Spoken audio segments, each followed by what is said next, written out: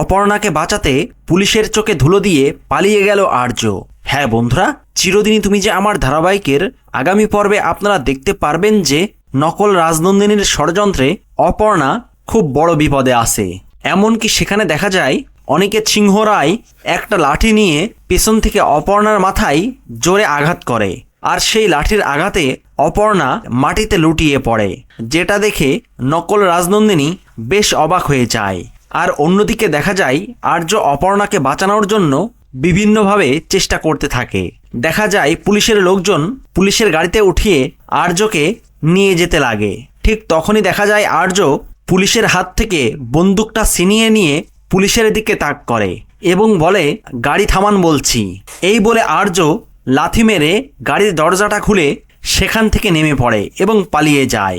পুলিশের চোখে ধুলো দিয়ে পালিয়ে গিয়ে আর্য অপর্ণাকে বাঁচানোর জন্য নকল রাজনন্দিনীর মুখোমুখি হবে এবং নকল রাজনন্দিনীর ষড়যন্ত্র থেকে আর্য অপর্ণাকে ঠিক বাঁচিয়ে নেবে। হ্যাঁ বন্ধুরা, আর এই সবটাই আপনারা দেখতে পারবেন ধারাবাহিকের নেক্সট এপিসোডে। ভিডিওটি ভালো লাগলে লাইক, শেয়ার ও সাবস্ক্রাইব করে সাথে থাকুন।